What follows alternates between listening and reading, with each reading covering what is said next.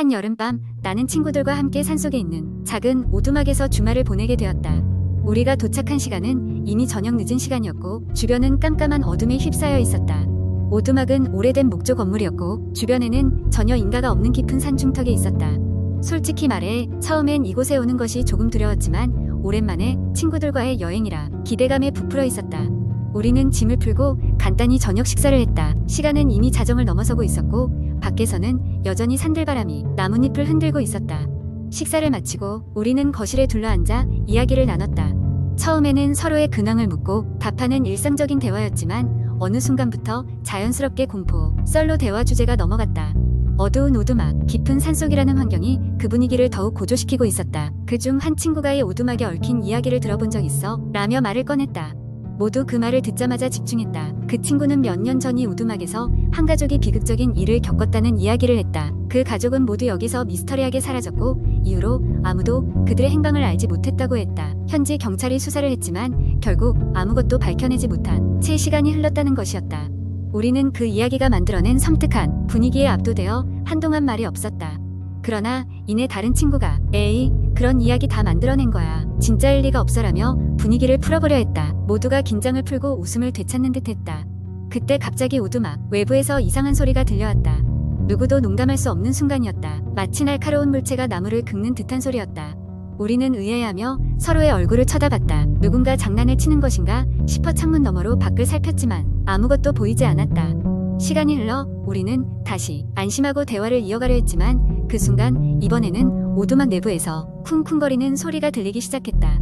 마치 계단을 무겁게 디디는 발걸음 같은 소리였다. 우리 중 한 명이 조심스럽게 소리가 나는 방향으로 다가갔고 나머지 사람들은 그의 뒤를 따랐다. 소리는 확실히 2층에서 나는 것 같았다. 한 번도 사용해보지 않은 2층을 향해 우리는 걸음을 옮겼다. 계단을 오르는 한 걸음 한 걸음이 마치 영원처럼 느껴졌고 가슴은 터질 듯 뛰고 있었다. 우리가 2층에 도착했을 때 문 하나가 살짝 열려있는 것이 보였다.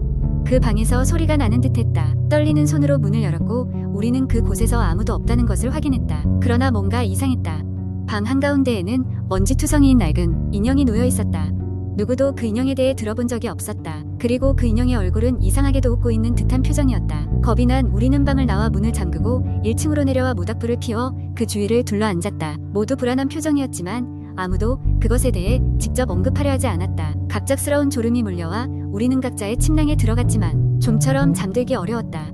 한참을 뒤척이고 있었는데 갑자기 누군가 내 어깨를 젠틀리 흔들었다. 놀라서 눈을 떴지만 주변은 아무런 인기척이 없었다. 주위를 둘러보니 다른 친구들도 모두 잠든 것 같았다. 그때였다. 방금 전 계단에서 들렸던 발소리가 이번에는 부엌 쪽에서 들려왔다. 나는 두려움에 온몸이 얼어붙고 있었다. 하지만 무언가에 이끌리듯 벽에 걸린 랜턴을 들고 소리가 나는 방향으로 발걸음을 옮겼다. 부엌에 도착했을 때 그곳에는 인형이 또다시 놓여 있었다. 이번에는 싱크대 위에 앉아 있었고 여전히 웃고 있는 얼굴이었다.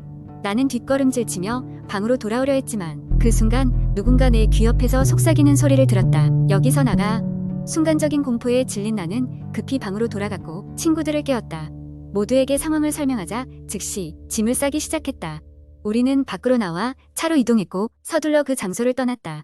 오두막에서 도망치듯 산을 내려오면서도 계속해서 누군가 우리를 쫓아오는 것 같은 기분을 지울 수 없었다. 그 후 우리는 다시는 그 오두막을 찾지 않았고 그날 밤의 이야기는 우리 사이에 묻어두기 했다. 어느 날 그 사건을 잊을 수 없었던 나는 인터넷에서 그 오두막에 대한 정보를 찾아보았다.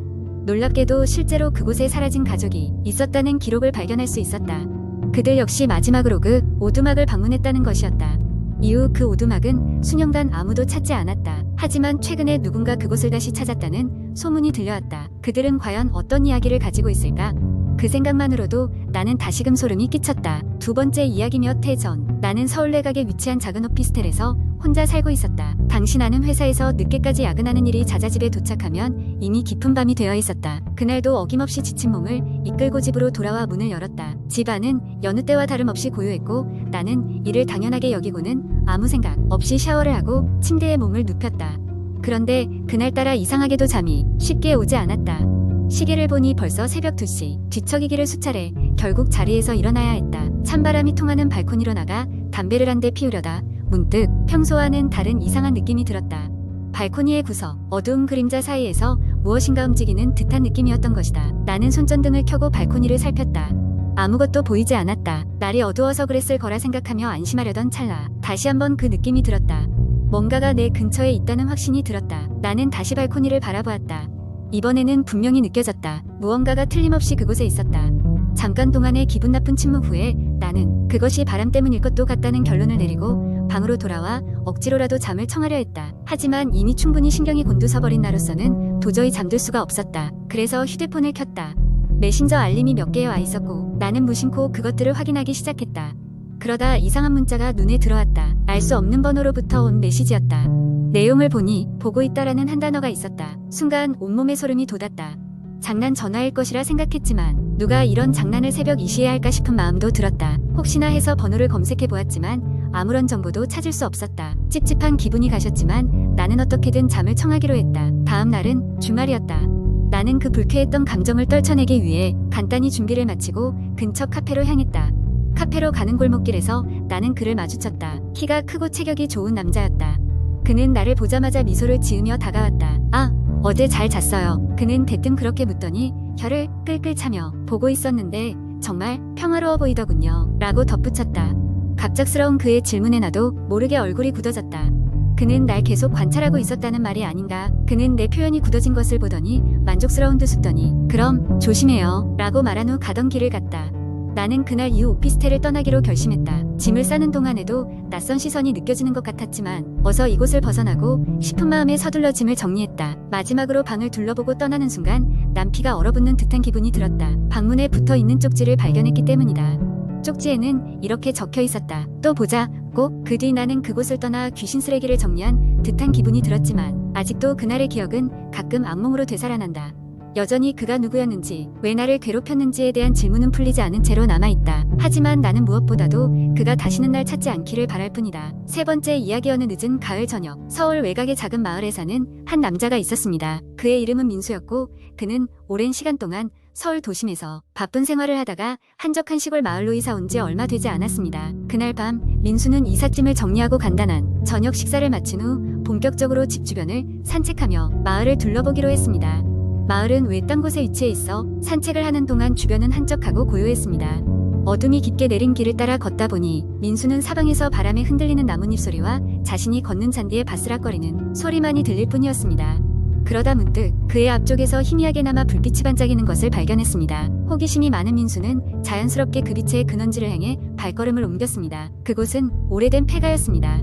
언젠가 마을에서 가장 큰 저택이었을 것으로 보였으나 지금은 황폐해져 폐가가 되어버린 곳이었습니다. 저택 주위로는 오래된 나무들이 허리를 힌 채 바람에 흔들리고 있었고 창문은 먼지가 쌓여 흐릿하게 되어 있었으며 벽돌은 군데군데 떨어져 나갔습니다. 하지만 이 집에서 나오는 희미한 불빛은 계속해서 민수의 호기심을 자극했습니다. 민수는 공포감에 휩싸이면서도 마음 한편으로는 무언가 여기에 끌리는 기분을 느꼈고 핸드폰 손전등을 켠 채 조심스럽게 저택으로 발을 들였습니다. 저택 안은 마치 시간이 멈춘 것처럼 수십 년간 사람의 손이 닿지 않은 듯 했습니다. 먼지로 뒤덮인 가구와 거미줄이 여기저기 걸려있던 저택의 내부는 마치 과거의 흔적을 고스란히 담고 있는 듯 했습니다.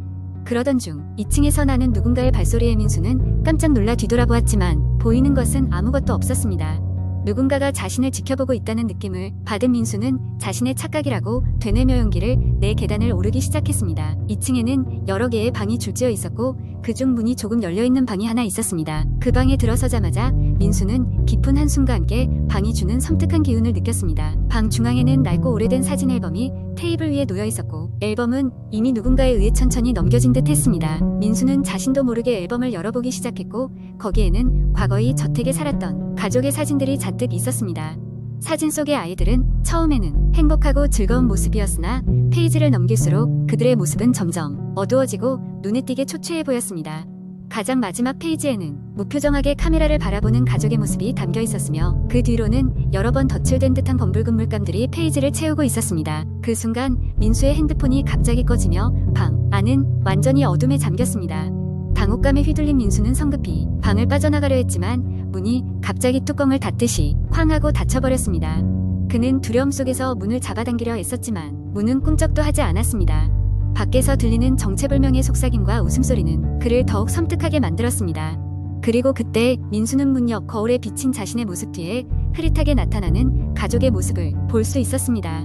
그들과 눈이 합쳐지는 순간 그는 알 수 없는 어둠 속으로 빨려 들어가는 것을 느꼈고 자신도 그 앨범 속 마지막 페이지의 한 장면이 되어버린 듯한 기분이 들었습니다. 다음 날 아침 마을 사람들은 그 폐가 주변을 지나가던 중 집 앞에 낯선 발자국들과 함께 민수가 남기고 간 물건들을 발견했습니다. 민수는 그 이후로 마을에서 흔적도 없이 사라졌고 그의 실종 사건은 미스터리로 남았습니다. 마을의 전설처럼 그 후로 저택에 들어간 사람들의 이야기 또한 아무것도 밝혀지지 않았습니다.